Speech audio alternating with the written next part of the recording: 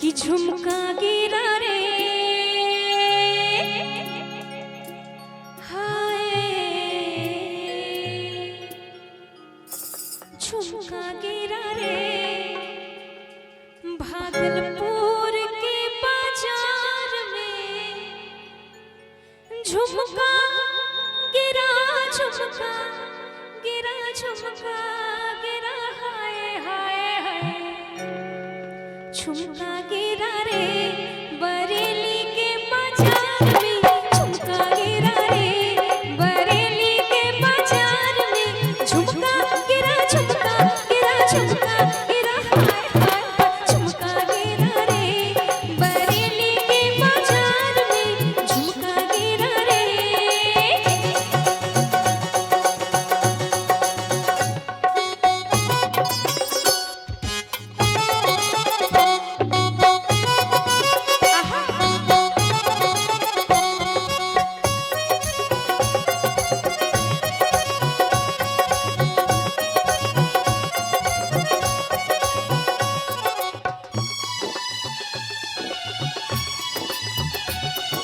सैया आए नैन चुकाए घर में चोरी चोरी।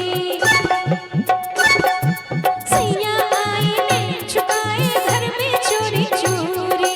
बोले झुमका मैं पहरा दूं आजा बाकी छोरी। मैं बोले ना ना ना बाबा ना कर जोरा जोरी। लाख मनाया सैया ने कलैया नहीं छोरी, कलैया नहीं छोरी। तो फिर क्या हुआ गोरी?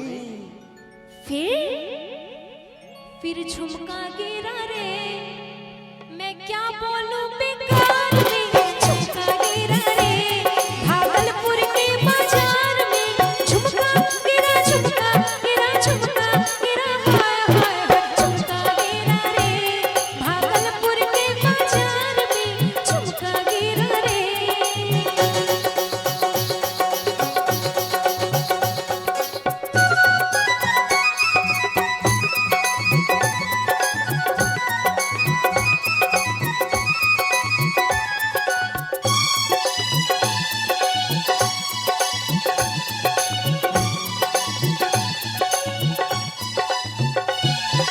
घर के छत पे मैं खड़ी और गले में दिलबर जानी।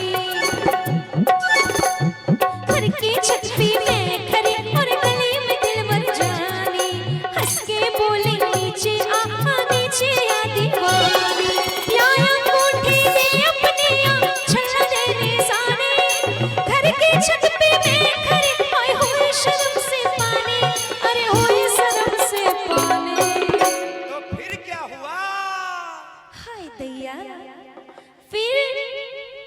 फिर झुमका गिरा रे हम दोनों के तकरार में। झुमका गिरा रे बरेली के बाजार में। झुमका गिरा, झुमका गिरा, झुमका गिरा हाय हाय हाय। झुमका गिरा रे बरेली के बाजार में। झुमका गिरा रे।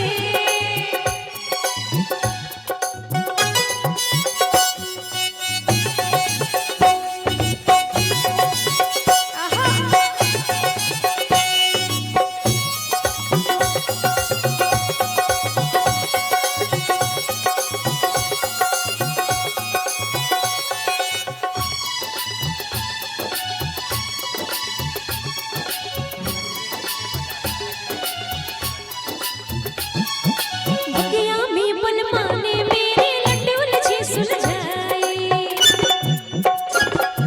बगिया में बलमा ने मेरे लड्डू लच्छे सुलझाए।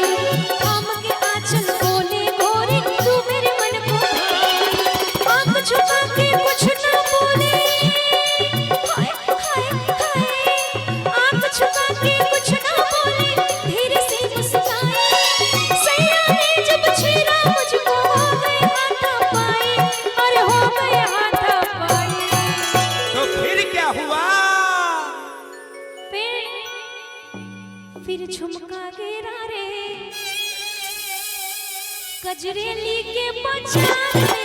झुमका गिरा रे गजरेली के बाजार में।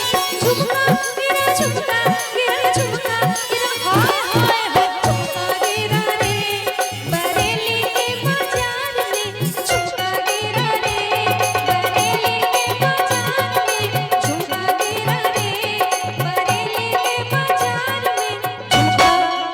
वाह, बहुत बहुत धन्यवाद।